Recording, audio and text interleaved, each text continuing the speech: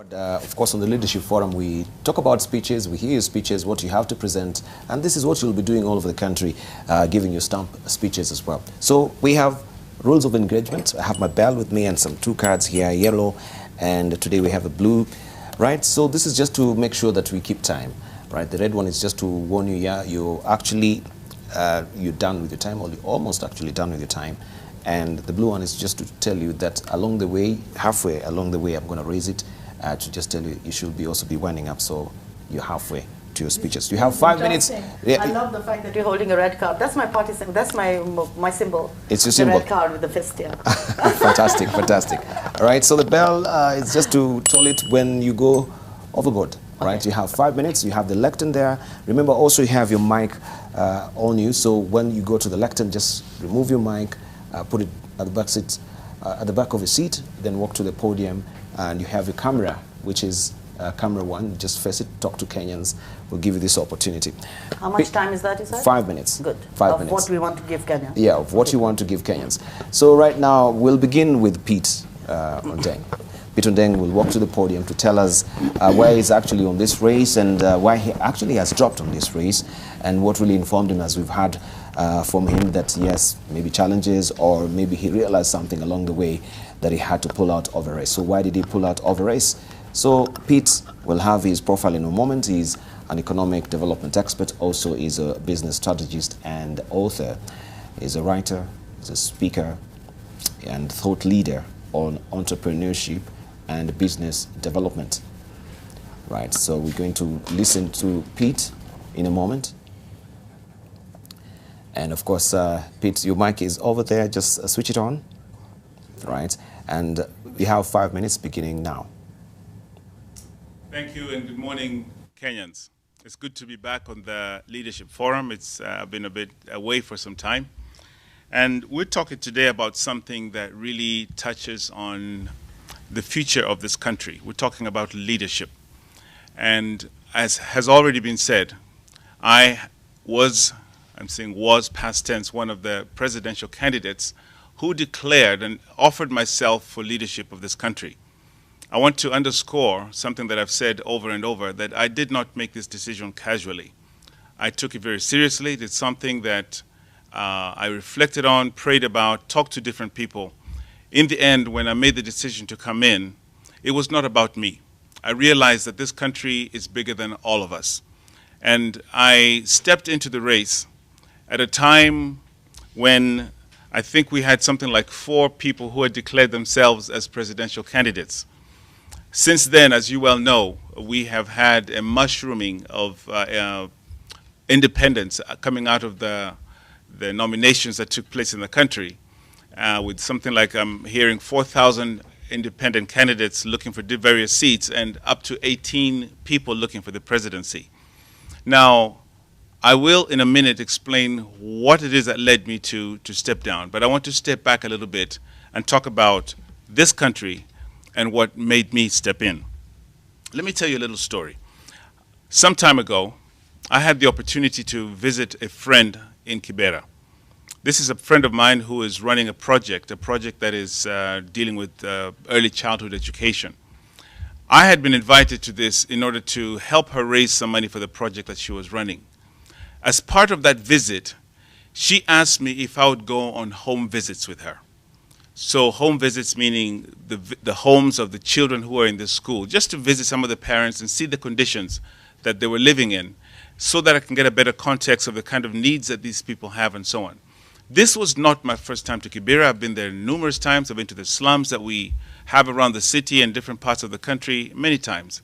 But on this particular day, my mind was really disturbed.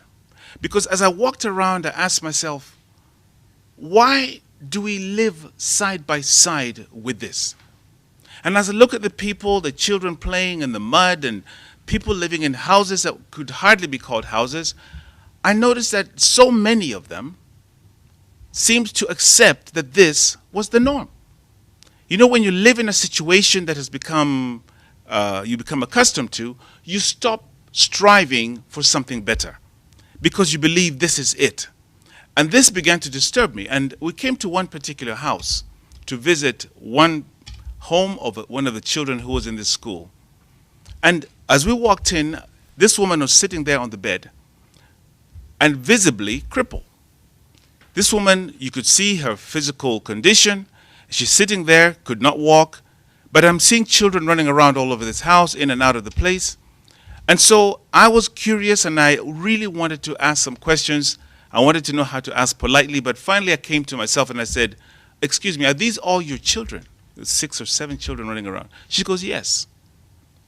And so I asked a question that was a bit more difficult. I said, "Do you have a husband?" And she said to me, "Yes."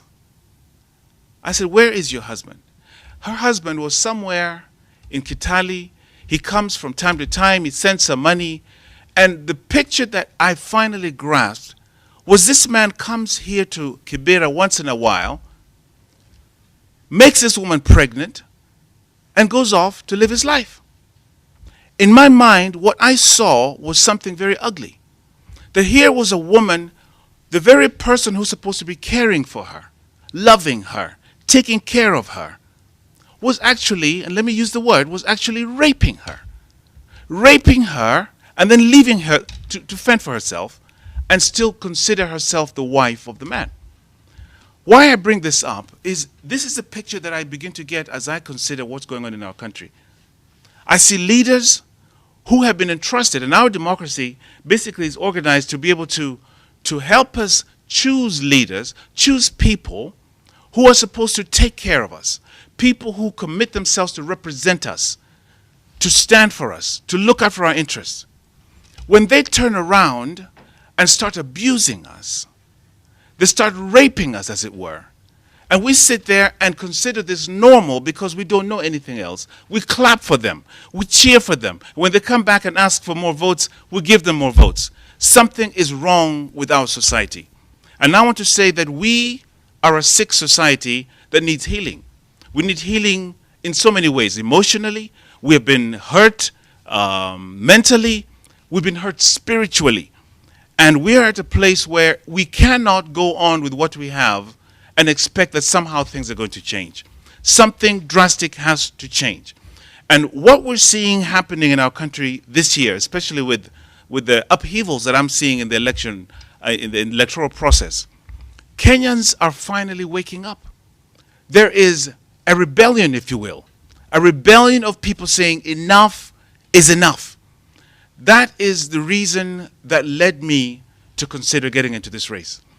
I got into the race, offered myself, and during this time, as the numbers grew and multiplied of people chasing votes, I decided, and my time is up, I decided that it would be better for us if we could find a way to coalesce around an individual or a small team that would be able to carry us across this bridge that we need to go. And that's my story. I'm sure we'll have an opportunity to talk a little bit more about it in the panel. Thank you very much. A big clap for Peter Ndeng. Thank you, Peter Ndeng. He says we are a sick society that needs healing. Are we a sick society that needs healing? And of course, we shall be drilling deeper on some of the sentiments he's raised there on the podium. Right now, we will go to Nazleen Umar Fazaldin Rajput to tell us more about her ambition. Just remember to remove your mic before you walk to the podium. You're tethered there, Nazleen. Thank you. And she is popularly known as Iron Lady and Mama Kenya and Wanjiku, right, meaning commoner.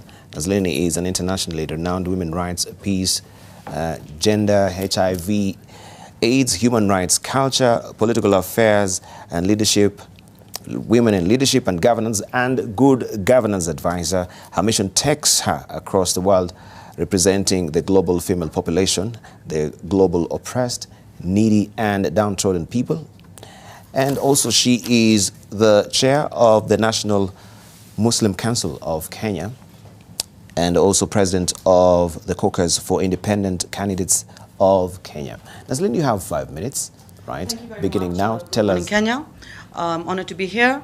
First of all, I think when I look at the opposition that is known as a two-horse race, I believe that is not qualified to take the leadership once again. We are seeing a situation where we are so used to corruption, we are so used to electing leaders who have looted us, who have stolen from our coffers, who have failed in leadership and demarcated our nation on racist and tribalist lines, that and they are holding dominion to tribal villages, and I think it's time we rose above that. If I look at the government and its failure in corruption, the president has declared he's unable to fight it, and we look at the same opposition on the other side and seeing that they have been there.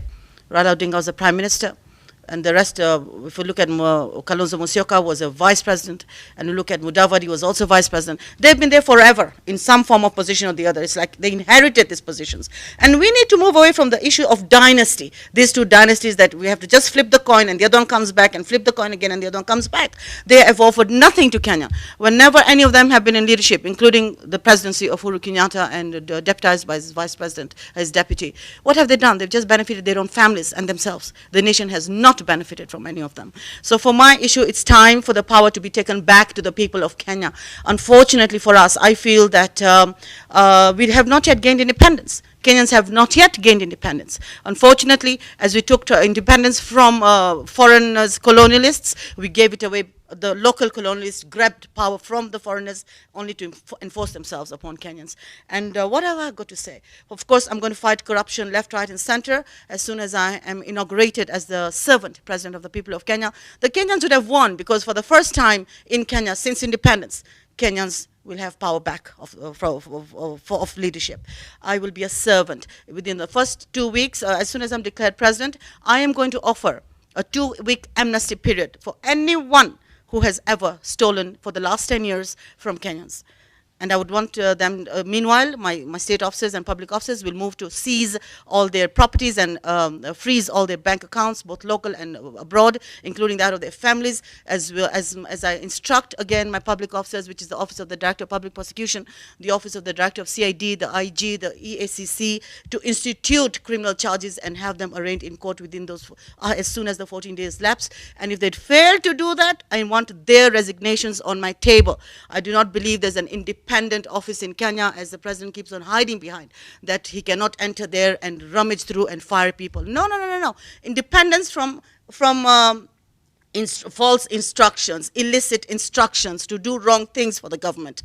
But I believe the Constitution, Chapter 6, is very clear on leadership and integrity. Article 10 on national values and principles of governance, and are sufficient, including being given the powers of the instruments of power are sufficient for a president to go into an office and drag somebody out even by the collar and throw them out. What we need in terms of corruption is the main issue. For any candidate who's worthy needs to know the main agenda is to fight corruption. And then there are major kinds of corruptions. There are many kinds of corruptions. There's the one of direct looting. There's the other one, like for example, every time the president or his deputy travel out of Kenya, are you aware that 50 million shillings of taxpayers is spent?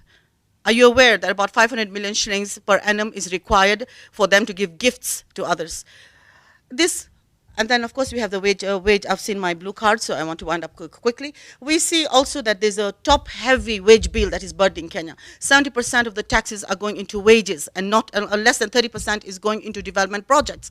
So what has happened is that the past government, and this government especially since it's come under a new constitution order, has failed to create a national policy. So as soon as I'm inaugurated as the president, I'm going to start a national hearing, going to the ground, listening to the people. Exactly, this is a region. We know what lacks in this place, what needs to be done, but I want it to be people-owned process. So I want the leaders to tell me what they want. What are the 10 or 6 major areas of address that they want implemented in priority level? So that is going to form the national policy, and I'm going to I'm going to create about 10 groupings nationally where all these counties are going to fall under, and we are going to have local stakeholders and leaders to become oversight seers on that and give direction to my nation. Other than that, I would say that I will assure Kenyans that as president, I'm going to go on a 1 meal a day as president until I can make sure that every Kenyan has at least one decent meal on their table before they go to bed. And with that, I would like to say that it's time. The difference between me and any other candidate is that the rest who you've seen in power and who want to take power have stolen and looted from you to enrich themselves, whereas I have taken my own and enriched the nation. My development track record is well known globally, and it's time. I think my commitment to you is well known. My development track record cannot be, no one else, none of these candidates can hold a candle to that, and I'm saying it's time for a new Kenya. It's time to take Kenya to the promised land. Thank you very much. Thank you, Nazaleen Umar, a presidential candidate. And of course, she's saying, silent points that we're raising from there, we need to move on from this political dynasty that we have in this country. She will be a servant leader. Also, she will tighten the tax regime in this country. Also, one of the things that she's going to do also is just to take a straw poll through the national hearing that she will do when she becomes the president. You have 5 minutes beginning now. Good morning, fellow Kenyans and fellow panelists. I have gone through most parts of this nation, and during my travels, a lot of things stood out, and top on my list, and the most important thing was the sacrifices and the pains that I saw my fellow countrymen go through. I saw the pain and the sacrifice that the farmer has to make in order to feed and put his children through school, without knowing whether after having made this sacrifice, these children will be able to get a job thereafter.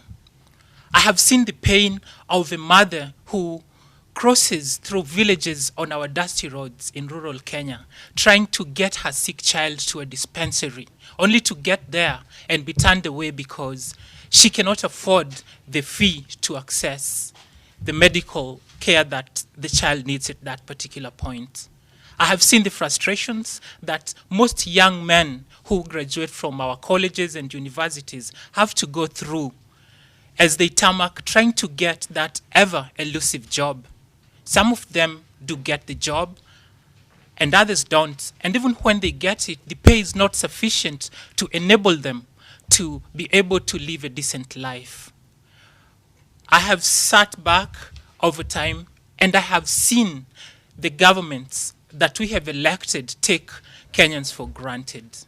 Now, I'm not alone in these observations. I'm not alone in noting that Kenya has gotten to a point where if we continue doing the things like we've been doing, this country will soon come to a halt. Well, it's been joked around that you know you're in Kenya if you pay more for a liter of milk than you pay for a liter of petrol. Some people have said that you know you're in Kenya if you have to pay school fees for your government going school primary children, and yet the government reiterates unequivocally every day that it offers free primary education. You know you're in Kenya when you have to give to the police and other government officials more money than a gangster would take from you in the case of a robbery when you're seeking to get an essential service. Now, most people take these as things that are normal, things that are ordinary, because they feel there's nothing they can do. But my challenge to you, Kenyans, is that we cannot continue like this. We must challenge status quo and claim back our country. We need to create jobs. We need to create wealth. We need to ensure that our economy is big enough so that it has a big enough slice for every Kenyan, so that we are comfortable that whatever effort we put, as long as it's decent and we're willing to go the extra mile, we'll get a reward for that effort. If you elect me as president, I will ensure that the young people and anyone who is ready and qualified to do a job will have an opportunity to earn a decent living. I will ensure that we run our program so that we create a conducive business environment so that businesses can thrive and new businesses will have an opportunity in the market. When you give me an opportunity to serve you as president, I will fight graft, because this is the one thing that has ensured that our economy has never taken off. Corruption has ensured that we are giving to the next generation a very bad inheritance, that as Kenyans, for you to even do your job, you need to be given a pat on the back. And we are getting bolder each day, and we are even demanding to be paid that as if it's our right. We must fight corruption, and I will ensure that given the opportunity to serve you, I will deliver that. Kenya needs jobs. That will be my priority. I will repeat it again, that we will not rest until we have cut down the rate of unemployment to a level that is below 20%. My government will ensure that there are sufficient programs that engage the youth so that immediately they transcend from school, they have something to do. And even when that's not possible, we will try to engage them in a constructive manner that is productive so that we can boost our agricultural production, we can boost the way we do things, and we can invite everyone to give us the new ideas that will provide the platform for this nation to take the next leap. Thank you very much, and God bless you. Thank you. This is a big hand for MUTHIORA Kariara. And of course, we've had his sentiment and why he wants to become the president of his country, and of course to just also bolster the living standards of the young people, decent living, he says, for the young people, and also creating business, conducive business environment, and a lot of other issues that we'll be discussing here as well. Up next, we'll be hearing from Professor Michael Wanaina, and he will walk to the podium to also give us some of his sentiments about Kenya and why he really wants to run for this presidential seat. Of course, he has 23 years in the university career, 12 of which as a student, 11 as a faculty member, with 5 of those as a senior member of management staff, and chairman also of the literature department, associate dean of graduate school, member, he says, member of the graduate school board, member of dean's committee, and 5 years experience in university senate. He has also been largely involved in life coaching and also on media as well. And also this life coaching is free of charge. We'll hear from him why he wants to become the president of Kenya. Michael, you have 5 minutes, beginning now. Good morning, Kenya. Professor Michael Wanaina is my name, and I am running for President of the Republic of Kenya. The main reason why I'm running for president is to inspire and invest in the next generation of young men and women who will modernize this country.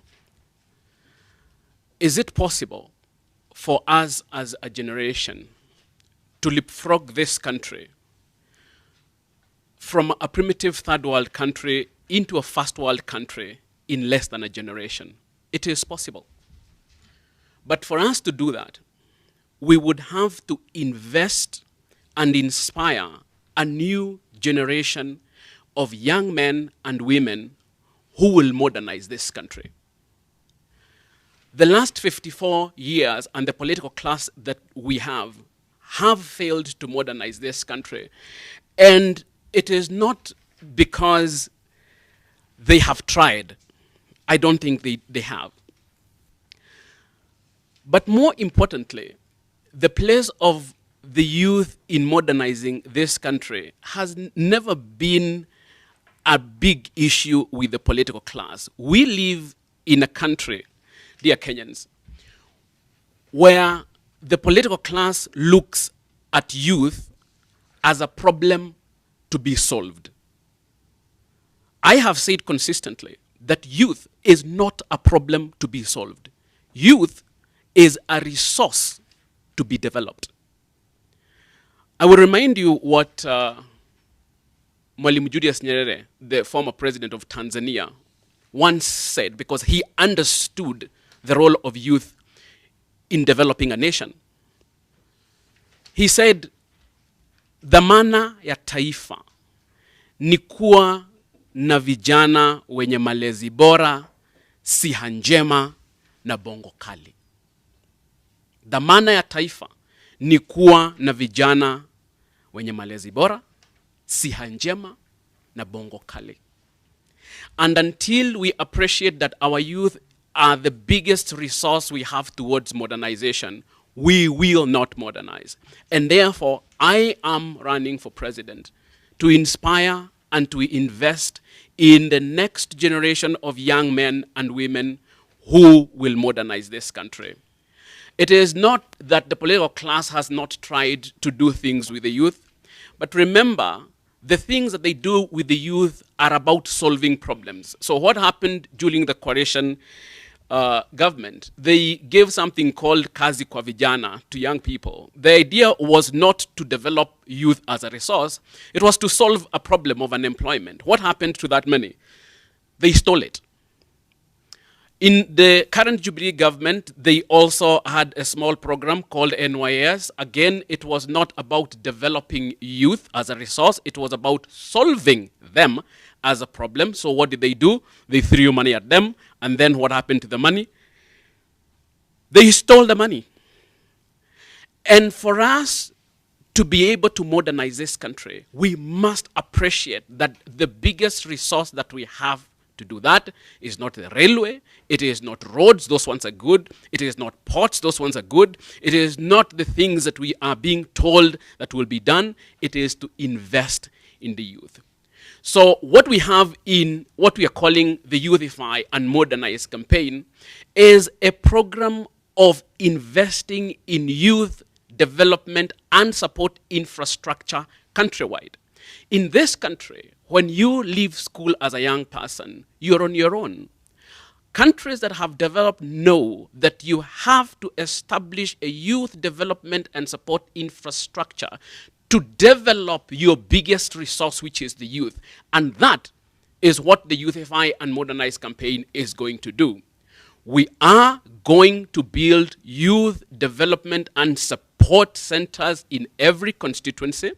We are going to increase the representation of youth and women in all legislations to 50%. So in Parliament, we want 50% of young people.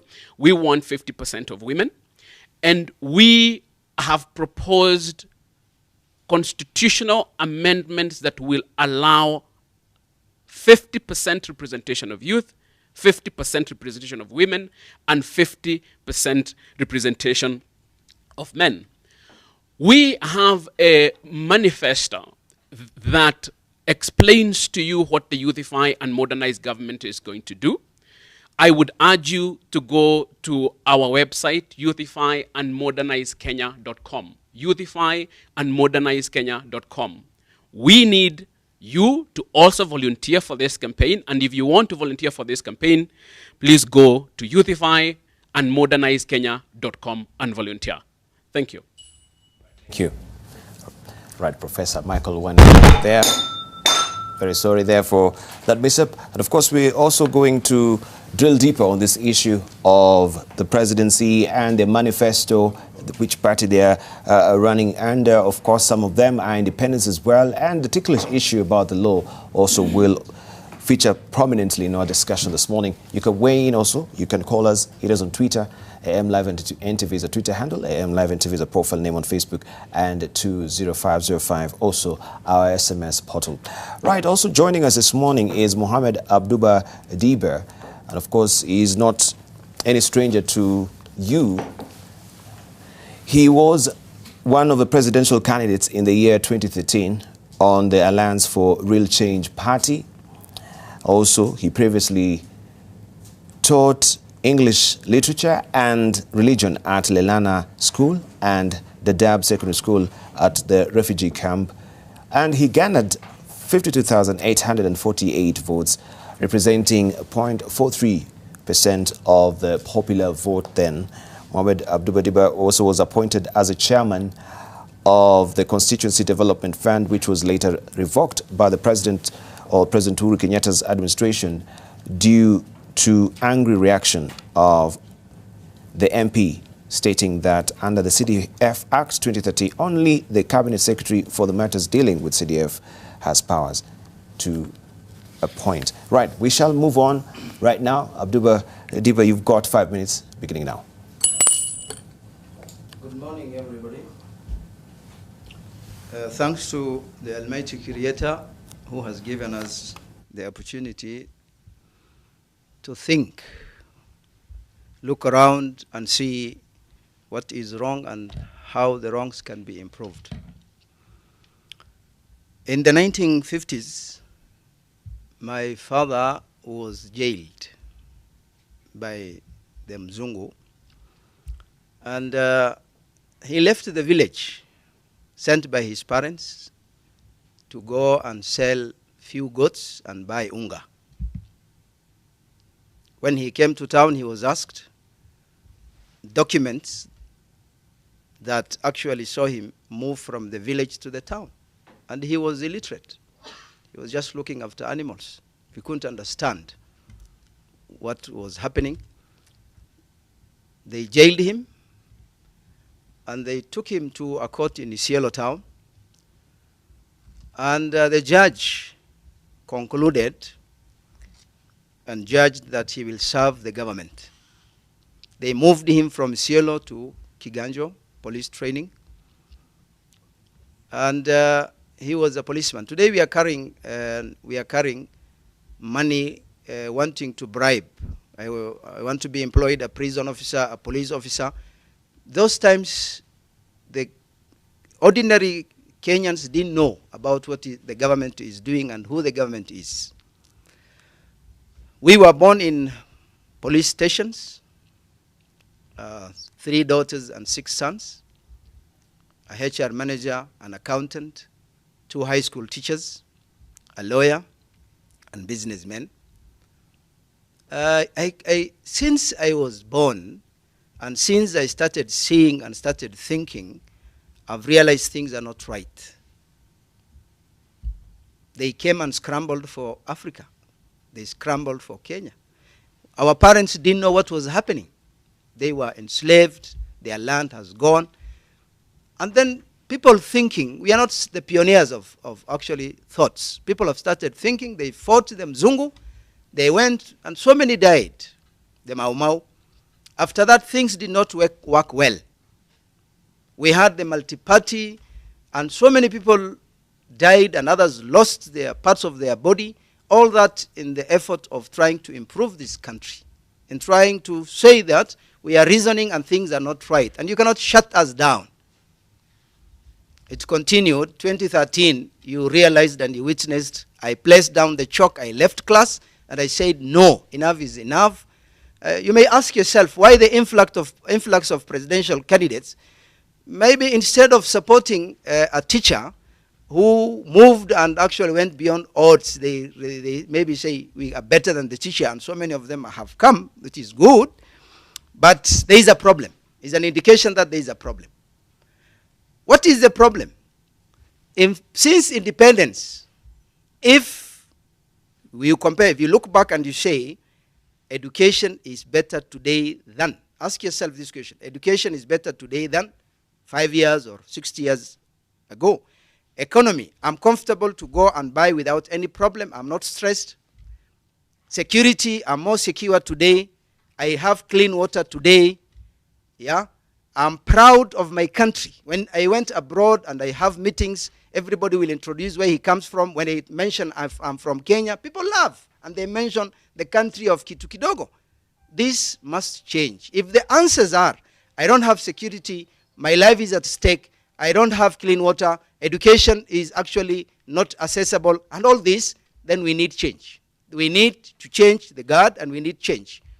I want to request Kenyans, 1, you dependent on your tribe. You dependent on your monies. You dependent on people with money. This time depend on God. Ask God.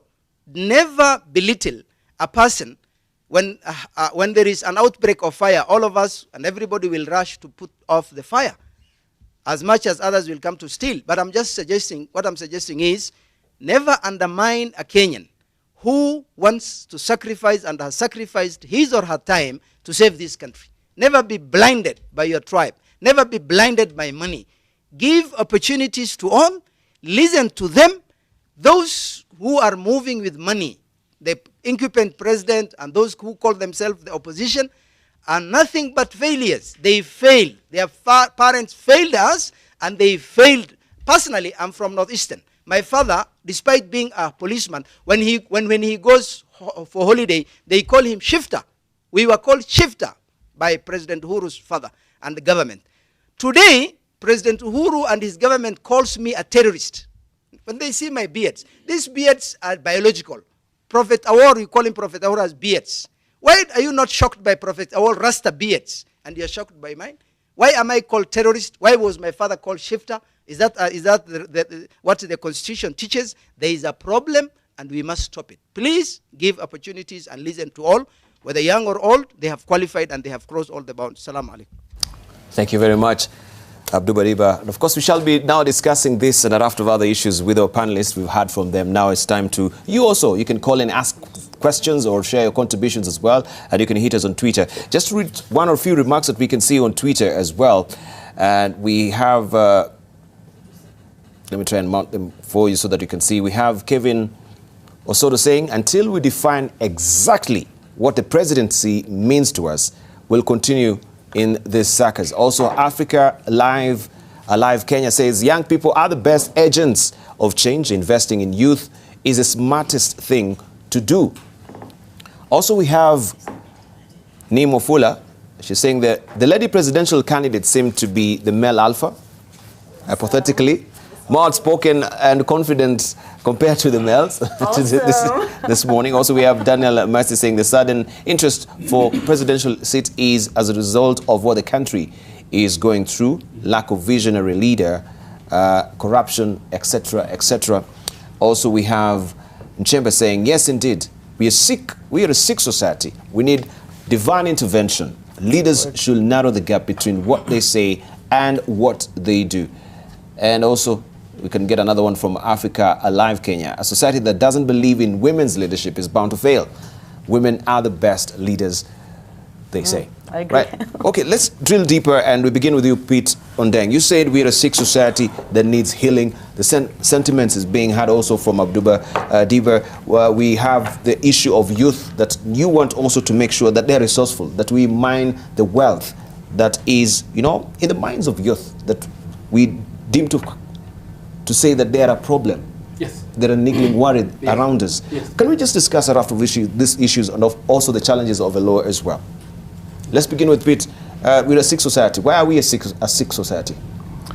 Dibal, I don't think it's rocket science. I don't think you need to look far to see that we are a country that has lost touch with itself.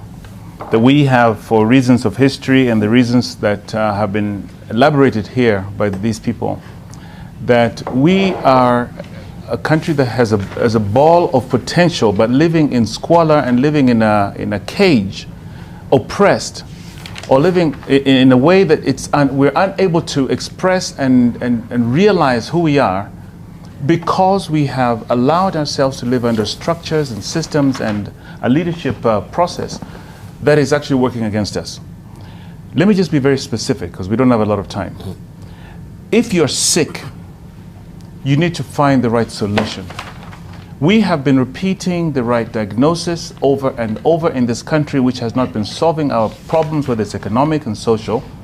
And in 2017, once again, our country is being reorganized into tribal cocoons, two big horses, as they're being called, to come and somehow fight and collide, and that is supposed to be the solution to this country's problems. What is happening in Kenya today is a rebellion. It is actually an upheaval that could be a revolution. People are saying, no more of this. I entered this race because I saw that this NASA Jubilee two-horse narrative was not working. And I was looking for a way to offer myself as a third voice into this story. Since then, with so many people coming into this race, I've made a political decision. My political decision was, we need to coalesce. We cannot have 18 voices out there saying, I want to be the voice of reason, or the third voice. And because this race, for me, was never about me, it was about Kenya, it was about a bigger thing. I stepped back and asked myself, who do I think would be somebody who could carry this flag with experience, the ability to straddle the country in terms of ethnic affiliations and so on. And so I decided to cast my endorsement to Joe Nyaga, who I'm now working with as a senior advisor to his campaign. All right. Yeah. Well, you say we have a rebellious country right now, you know, maybe to the political establishment. But where are we sensing this rebellion? Because when it comes to turning out those particular numbers to votes, they don't really come out to vote. You know, there's a vote apathy. So where is the rebellion? Is it on social media? Right? Yeah. Let's say from Nazlan will come to Yes, there's a definite rebellion. Let me give you what we've just seen in the primaries of the parties.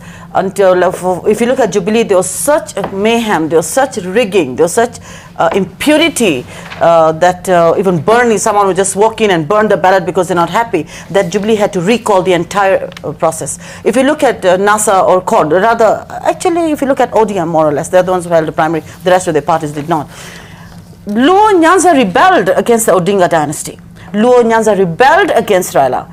They actually rebelled. The local people rebelled. So there's no pocket of tribalism. They actually threatened Raila. If you impose on us people that the way you have, we will vote for your nemesis. And if you do continue doing ABCD, he actually, the majority of independents hail from Luo Nyanza. If a larger majority. So really that tells you Kenyans are not tribalists, but unfortunately these demagogues and tin gods of tribalism and corruption and nepotism have imposed a falsified perception through media and other forums to show that, oh, these Kenyans are tribalists.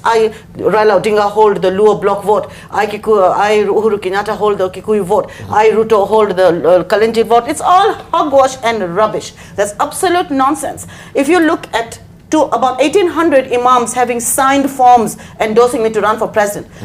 Except for 2 mosques, every mosque in Luo Nyanza, all the way to Bondo and Siaya have endorsed me. If you look at being the president of the caucus of independent candidates of Kenya, we are 2,000 members strong. And we're not just saying this, we actually, when we moved to court against IBC, the second petitioners, next year number 1 is all the list of members that we have, registered members.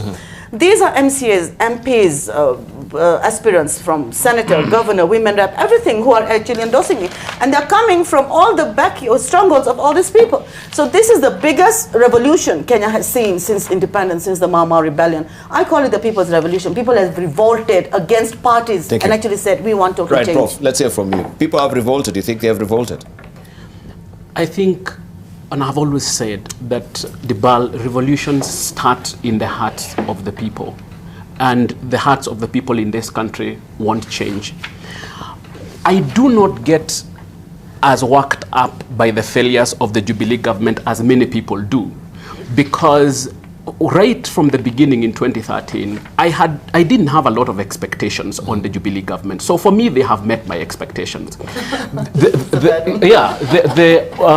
It would have been ridiculous for me to expect anything from ICC suspects who are running away from justice at the ICC and were seeking the presidency in order to defeat justice at the ICC. So to now expect that these were the people who are supposed to modernize this country or to do anything significant in this country is to expect too much out of nothing. So I am very, where I am at in terms of the failures of the political class, it was to be expected. Anybody who is a keen observer should never have expected that NASA and Jubilee are going to do anything different. What my concern is, Dibal, is where do we move from here?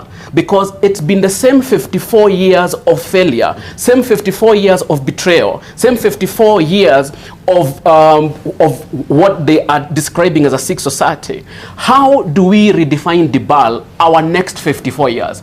The only way of doing that, and this Dibal is true whether I was running for president or not.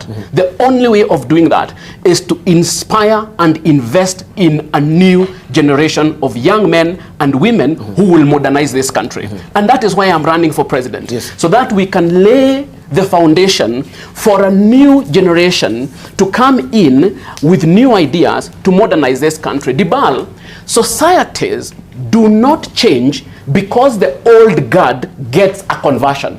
So societies, Kenya will not change because Jubilee and NASA will get a conversion. Societies change because a new, younger generation comes up with new ideas and pushes out the old ideas and institutes new ones. So for us to make progress, we have no option, Dibal, than to inspire and to invest in a new generation, and that is why I'm running for president. So a whole paradigm shift, and of course this, as you say, the dynasty is a Gordian knot that needs to be broken. You agree with what also Prof is saying, and Azleen and other panelists as well? Absolutely. MUTHIORA? And I'll drive the point home by giving a few examples. Yes. In Kenya, politicians are willing to commit any sin for political relevance. And we have seen the people rebel against that. They continually tell us that Kenya is a tribal nation, that tribe drives how we elect our leaders. But then during the just concluded nominations, we've had cases where people who were not born or their names do not resonate with the community in which they live were elected to office. For instance, we had someone, a Luo, who was elected in Tarbo, which is in the middle of the Kalenjin community. In Kiambu, we have another person who is not from the Kikuyu community who was elected to represent the people from that area. So the statistics are coming in that the voter is not the same person that he was before. People are more enlightened. People want leaders who are willing and ready to provide solutions to the problems that plague Kenya. So I totally agree with what my fellow presidential aspirants have said, that the topography is not as it was before. It's changed, and there is that clamor for a better country. Thank you. And Kenyans are ready for that wave that's sweeping across the country. All right, thank you. Abdul Badiba, let's hear from you, right? Let's continue and we drill deeper, because you raised a very interesting point that, you know, you pointing to the previous regime, to the current ones, that you've been labeled as terrorists. From where do you pick the sentiments? Because we've not heard from any public podium where the presidency has spoken and labeling some of the Muslim communities as terrorists. Don't you think that is a very strong verbiage to mention on air?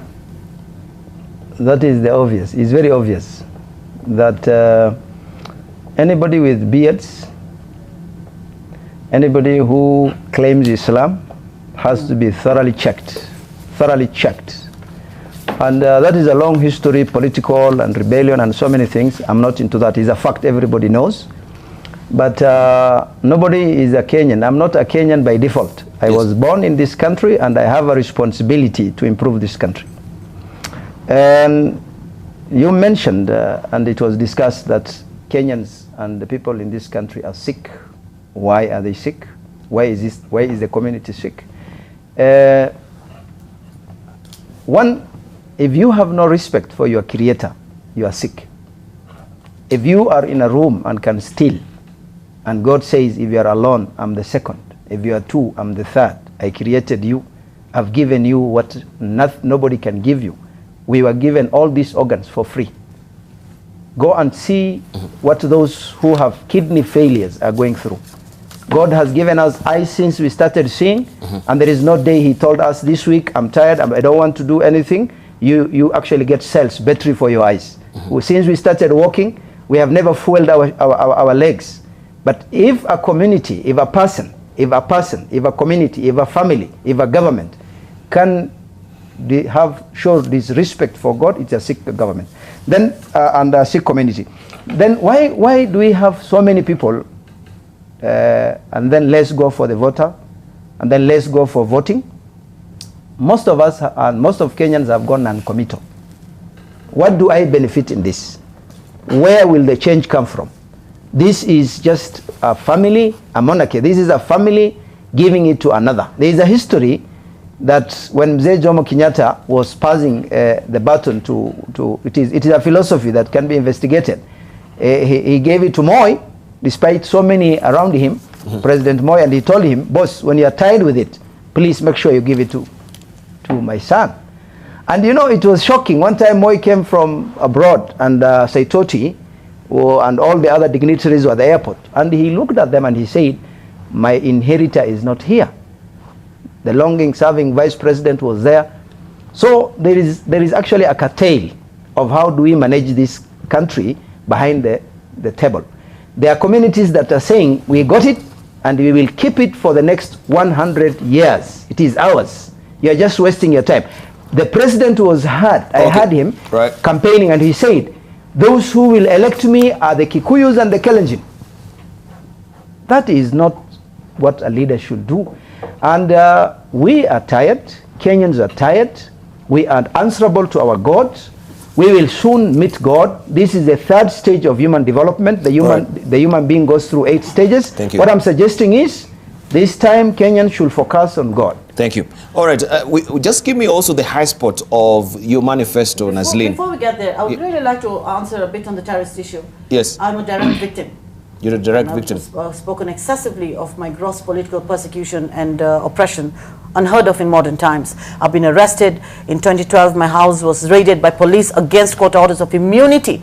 And I'll come back to those immunity. Why? Because I'm the chair of the Muslim Council. I'm extremely vocal. I've always been in opposition, fighting incumbencies and oppressions.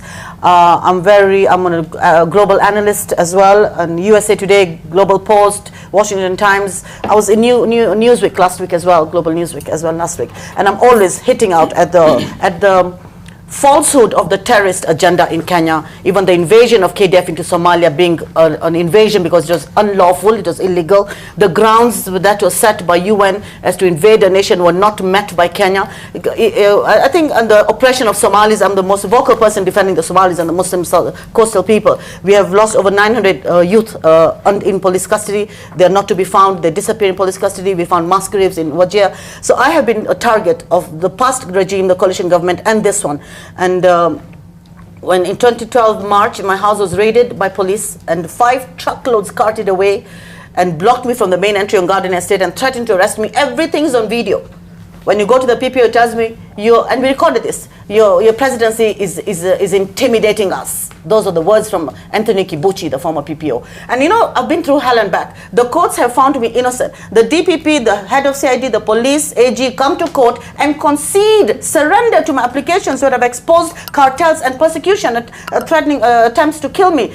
Car chases by parallel police, and when they admitted that liability, what happened? The court granted me immunity. So this is a reality, that Muslims are being oppressed by leadership, not the grassroots people. We have no problem with that. So yes, we'll be discussing this. Of course, today is just an introduction to know Kenyans, to get to know your faces, and of course we will look into issues as well. Yes. Right. Okay, I've discussed corruption, so let me not go there. I've discussed food security for the people. Let's not go there. Of course, I'm saying that all this money channeled, all the money saved needs to go to the grassroots. Thank you. Until we employ and ensure that we give economic opportunity to the grassroots, women and youth, we cannot develop as a nation. All right, thank you. Peter Ndeng, you've endorsed you say Nyaga right now, who actually, when was it that he launched his presidency? It was on Wednesday. It was on Wednesday. Why did you go for Nyaga? And why not Professor Michael Wanaina? Why not Muthiora here, Naslin, Umar, and Abdul Badiba, and of course Ekuro Court and other independents as well? Let me begin by just saying that how much I respect my colleagues here for what they're doing. They've taken a similar step that I took myself, and they see the problems we have, and they see the same situation we have. I just want to come back to this issue of revolution. That we have had moments in this country where people have come to a moment of awareness, and we throw it away because we have everybody standing out there wanting to be the boss, everybody wanting to be, it's about self and so on. We are in a situation where we all recognize, as Professor Wainaina also said, we can have all the strategies we want, we can have all the nice thoughts, things we want to do in the future. If we go into the 2017 elections and put back NASA or Jubilee, nothing is going to change. We're going to be back where we were, and we're going to be on the outside talking like activists, wishing that something would change. Why I chose to step down, one, I've said already, that this thing was not about me, but secondly, this emotion and this rebellion and this revolution noise must be translated into votes. In 2003, I remember Raila Odinga made the announcement, Kibaki Tosha. When people coalesced around Kibaki, we saw the country suddenly translate all that emotion into votes. It became a moment, a watershed moment for this country, which I add that was wasted, was lost, unfortunately was thrown away.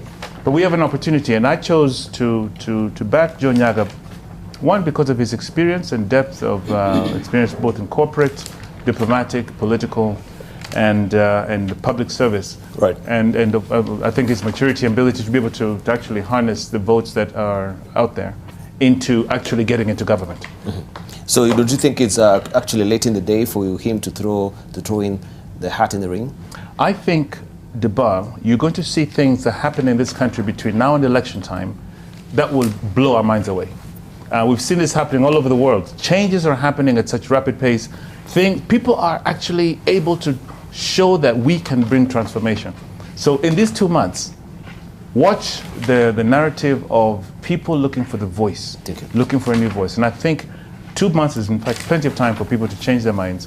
And all these voices that are actually lost in despondency, coming around one person. Thank you. Professor Wanaina, looking at your manifesto, maybe you can also mount that up for our viewers to see the priority areas over the next 5 years. You say, one, that it shall be governance and security, guarantor of our intention, also education and technology enabler of our intention, and also economy and environment driver of our intention as well, right? If we may just have that in a moment, there you go, right? Governance and security, education and technology, economy and environment. Very briefly, the high spot of this. You hear, of course, Nazlin, she's a frustrated candidate here today. Of course, the way maybe the Muslims, they've been profiled as terrorists as well.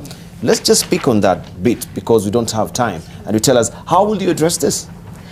Dibal, there isn't a section of the population in this country, excuse me, more oppressed, more marginalized, or more disenfranchised than the youth. The people that Nazreen is talking about are the problems of the youth in Muslim populated areas. You go to any other area in this country, when you're talking about youth, the discourse on youth is either about sexual perversion, drugs, or radicalization. This is what happens, Dibal, when you have a country that treats its young people as a problem to be solved. And therefore, when we are talking about marginalization, oppression, disenfranchisement, we must remember that the greatest casualties of the last 54 years are the youth. And we must remember that the greatest opportunity for turning this country around is with the youth. And that is why I have said, if we are going to leapfrog this country from a third world country into a first world country in less than a generation, we have no option, Dibal, than to inspire and invest in a new generation of young people. And I have said that that is why I'm running for president. And one of the things that you have not shown in the manifesto that has gone up there is the youth development and support infrastructure that we are proposing for this country. You know, Dibal, human abilities like natural resources are buried deep inside somebody. So for the youth to become the drivers of modernization as we expect them to be, we have to invest in them. And we have a regime that has failed to do so for the last 54 years. And that is why some of the young people who come from the coast, who come from Northeastern, they are being called radicals. The ones who come from places which are not Muslim, they are being called thieves, robbers, vigilantes, and what have you. We cannot move this country from where it is to where it needs to be without investing in the youth. And that is what the Youthify and Modernize campaign is about. Investing in a new generation of young men and women who will modernize this country. All right, Muthiora, I just want to know, because we're really strapped for time, will you tell us also what are the 3 elements and that you should be maybe taking them to be the high spot of your manifesto? Just 3. I have a vision for a united, prosperous, self-confident, and corruption-free Kenya. How I would want for this to happen is to ensure that the leaders, led by me, the government that we will form, will basically apply common sense. because the problems we have are not rocket science. So that one is corruption. Two, we need to have that self-pride that will be driven by people having opportunities and knowing that the effort they put will not be stolen away.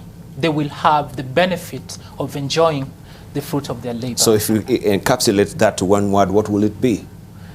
A vibrant economy that yields benefits for the people and everyone in society. 3. The third one, the high spot of your manifesto.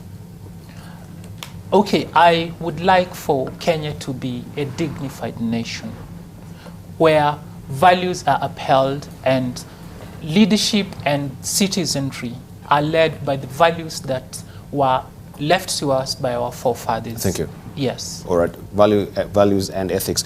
Let's hear from Abdul Diba.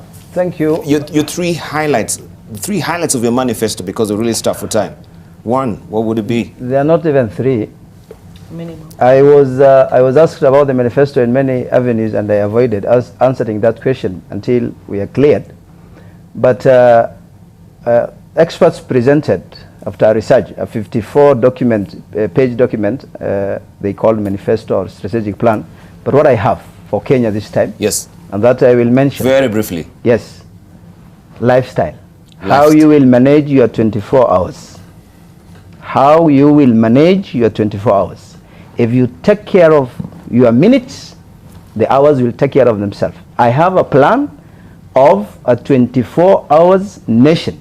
All right, thank you. And they divided into 888 based on science. Based on 100% science. We'll get another opportunity to drill deeper on this. Nazlin, your highlights from your manifesto, just give me the 3 high spots that you have for this besides country. the ones I've mentioned, corruption and the rest, I would say that I would heal and unite the nation first and foremost. Our nation, unfortunately, we can see there's troubled Kenya North Rift area. There's a lot of killings. We saw something happening in coastal area as well, so, and the northern as well. We need to heal and unite the nations. I have taken my own wealth, look for little funds, go to the grassroots, identify 5 or 10 CBOs, bring them together from different tribes and start income generating project for the youth, for the widows. That's what we need to do as a nation. I've not really We're stuck for time. I just need the highlights because we're winding up. Yes. So these are what we need to do in a bigger scale. So I think if our youth are earning, living together to bring money home, I don't think they're going to be incited to fight for violence. Thank you. So we need to secure employment and income generation for our youth on the ground, more than anything. All right, thank you very much. So I think I'll give the closing remarks to Peter Ndeng and also Prof. Wainaina, because we've discussed your manifesto a bit. So just give us also your closing remarks. Your headline first. Yes, I need to give the 3. Just the 3. Good. One-liners, please. Yeah. 10. There are 10 of them. I'll give you 3. Number 1, inspire and invest in the next generation of young people. Number 2, build a national youth development and support infrastructure. Number 3, make sure that there is 50% representation of women and youth in all legislatures. Peter Ndeng, you are supporting Nyaga. His 3 high spots in the manifesto. What are they? Mr. Nyaga has declared the debt burden as one of the things that he has to deal with. Education is a second one that he's going to really drill down the human resource capacity building. And number 3 is agriculture. Those are top 3. Thank you. But I just want to tell you, and I look at the camera and tell Kenyans that if we miss this moment, we're going to actually live to regret it. We live in a moment of opportunity to change, and this is where we need to coalesce around an idea, a rallying point, and that's actually what led me to make the decision that I made. And I know some of my colleagues may not be happy that I'm plugging for somebody else, but this is really what my conviction is at this moment. Thank you.